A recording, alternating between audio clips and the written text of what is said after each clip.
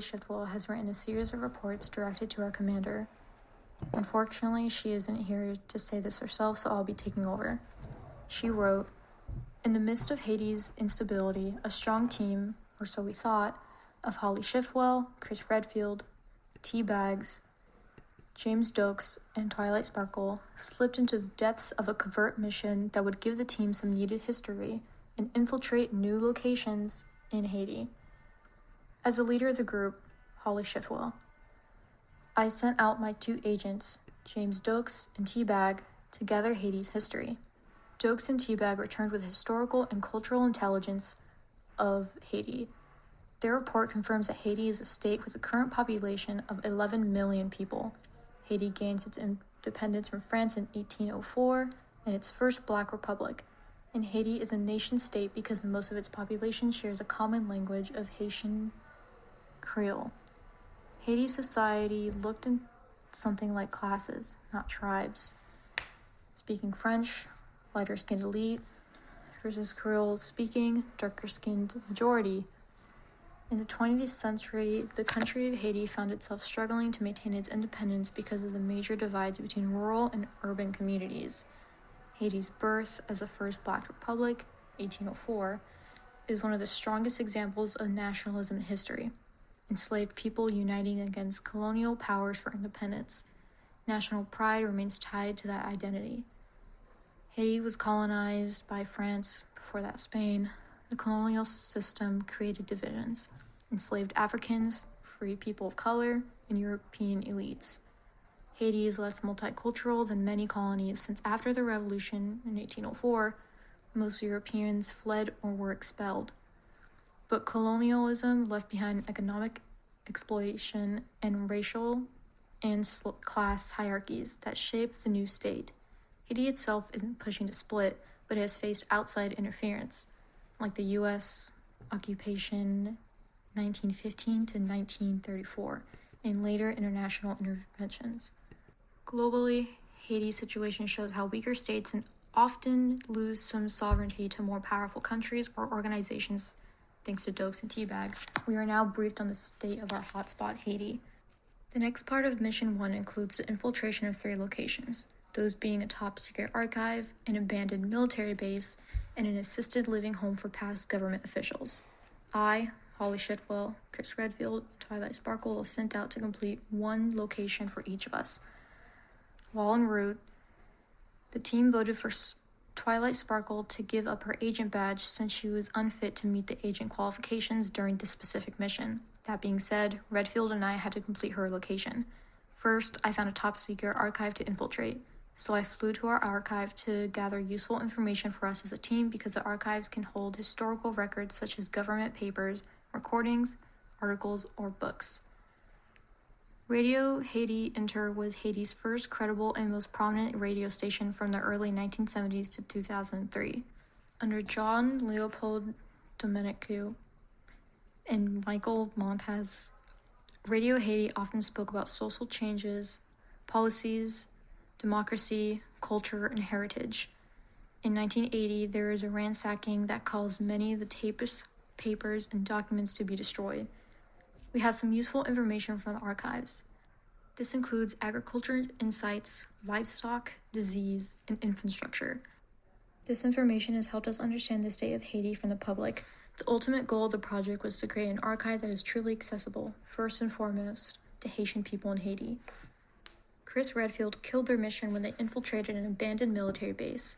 This has been used for transportation, storage, security, and meetings with our team. Redfield infiltrated the Chancerelles Airport, also known as Bowenfield, located in Port-au-Prince. It was a former United States military base that was used for the United States Marine Corps and the transportation of mail to and from Haiti. It served for civilian and military uses. It was used in World War II and was built by the United States Marine Corps. We will be using this to conduct meetings, research, and transportation for all our missions. Our last location that needed to be infiltrated was an abandoned assisted living facility. We must infiltrate an assisted living facility to house past government officials of Haiti. Originally, this was Twilight Sparkle's job. However, she was unfit to complete her duties and was voted out, so Redfield and I infiltrated Haiti together. Mission Haiti was an assisted living facility that was built after Hurricane Matthew. We plan to house older past government officials here. Redfield will be disguised as a nurse and visit them weekly to talk to them. Hopefully, they can end up building trust with me and tell me about past politics and details that the public does not know or understand. This will help us understand why Haiti is the way it is, and our team will learn to understand the policies more deeply. We might find out that the corrupt happenings in the Haitian government or who is hiding certain information for personal benefit. First, we house John Bertrand Aristide, who was an influential president who was overthrown twice. Currently, the team consists of Dokes, Schiffwell, Teabag, and Redfield. Mission 2 consisted of the politics of our hotspot. In Mission 3, we answered some of our own questions. The type of government that exists in Haiti is a semi-presidential republic system. The president serves as the head of the state while the prime minister serves as the head of government. Once the president is elected, he will choose the prime minister based on which political party has control over the National Assembly. The National Assembly is divided into two chambers which hold legislative power. The government is sectioned into three branches: executive, legislative, and judicial. As for the current leaders of Haiti, there is no president. The country is being led by a transitional presidential council. This council is made of 9 members. The prime minister is Alice Didae-Fils-Aimé. However, the chairman rotates among the voting council members. Currently, the head of council is Fritz Alphonse. Haiti is considered a weak region because the government is unstable. There is not much government involvement from the people, which means the government does not help the people. Haiti faces political and social problems consisting of unstable government, weak rule of law, corruption, lack of security, lack of foreign aid, and no strong institutions. Some social problems include poverty, violence, crime, natural disasters, lack of education and health, and inequality. Other governments respond to Haiti's leaders by trying to help out the situation in Haiti. They recognize the Transitional Presidential Council, also known as TPC, which is a coalition of representatives from political parties, civil society, and private sector. The U.S. has sent aid to Haiti to try and help with regional stability. Canada, France, and Kenya have also tried to help Haiti. The current treaties in place in Haiti consist of Treaty of Schwager-Ramis. CARICOM makes Haiti a part of the Caribbean trade bloc. The CARFI Forum EU Economic Partnership Agreement in 2008 links CARICOM with the European Union for equal trade rights. Bilateral trade deals with Canada, which has been ongoing since 2024 and has a trade worth of $155 million in exports and imports like agricultural, food, and textiles. Our next mission is to uncover the violence that is present in our hotspot. Unfortunately, James Dokes and Teabag are discovered to be MIA. These 2 agents went missing during our political mission. This meant that Redfield and I had to do their tasks as well as doing our own in Twilight Sparkles. Redfield and I were instructed to parachute into a military base and hack into the database. Doing so gave us information on weapons and arms in Haiti. This is important because majority of the threats that are targeting Haiti are from armed gangs that traffic their guns illegally, while some of them are military grade. These arms are coming from Haitian gangs that smuggle cargo from the United States, mainly Florida. Hacking into the military database taught us that the arms purchase in Haiti is increasing. In October of 2024, the arms embargo was expanded to include arms and any related equipment because of its increase in gang violence.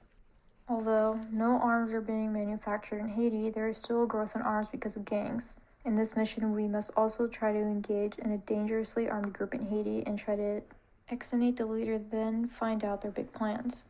I am doing that while sending Agent Redfield to impersonate a UN Security Council representative to sneak into a conflict negotiations between and within the states. While trying to find the most dangerous gang in Haiti, Vive Ensemble, meaning live together in Haitian Creole, I received an anonymous tip on their next meeting place. My plan was to silently attack and murder the leader and then use my skills of reprogramming/hypnosis to change the minds of the gang members and get them to follow me instead. This worked out great, and when doing that, I found out that Haiti's intrastate conflict is primarily driven by gang violence, most of which is done in Haiti's capital, Port-au-Prince. As well as how Haiti has internal conflict among the interstate conflict, Their plan was to continue hurting and killing the populations of men, women, and children of Haiti. Since they decided to follow my instincts instead, I was able to change the plans. While I completed that, Redfield was trying to impersonate a UN representative. Redfield was successful and found out some useful information that taught us other damage present in Haiti, that being deforestation, sanitation, poverty, and violence have been the main problems in Haiti. Yes, there is a growing danger in Haiti that can proliferate to nearby states. Now onto our CIA mission. This is where I, Chris Redfield, comes in. With only 2 agents remaining, Holly Shiftwell and I, there was still work to be done. Shiftwell came to me and sent me out on a mission by myself. The rules were clear. I had to break into the CIA to find the Cold War documents, and I had to gain the trust of a local socialist party so that we could find out just how bad Haiti's poverty situation was. Before anything else, I had to figure out how I could get the documents. I decided that it would be best if I went undercover as one of their agents so that I could gain access to classified documents without being questioned. The first half of the mission went smoothly. After finding the documents, I swiftly escaped and gave the intel to Shiftwell to look over. After the course of 2 days, she came to me and shared what she found. While I knew the documents had something to do with the Cold War, I had no idea what it was really about. It turns out that the documents held knowledge over how the Cold War affected Haiti's economic state, and it's not looking too good. It was the late 80s to early 90s. The Cold War was coming to an end, and along with it was Haiti's aid and support from the U.S. This unexpected shift led to Haiti's economy failing, and in turn, poverty rates were rising. And not only that, but after Haiti gained its independence from France, they lost trade routes, which isolated them from international markets and put its economy in an even worse state than it was in before. While they weren't completely out of luck, they still had some foreign aid, but their reliance on it diminished their community and self-sufficiency, which worsened their situation. After reading this document, it looks like they really struggled in the Cold War, and it looks like they still haven't made that recovery. Level 1 globalization harshly impacted their states. In the 20th century, the U.S. offered aid. Haiti remained independent, but it eventually gave in. But again, they became reliant. Nation and states have permanently molded Haiti's way of governing and its political power, pushing them to a level 1 infrastructure and a fragile state. Reading this really gave me an insight of what Haiti's economy is like, but I still had to befriend a socialist group in order to complete my mission. Making an alliance with a local socialist group wasn't too hard. First, I wandered the streets and looked for anyone who was open to talking about politics.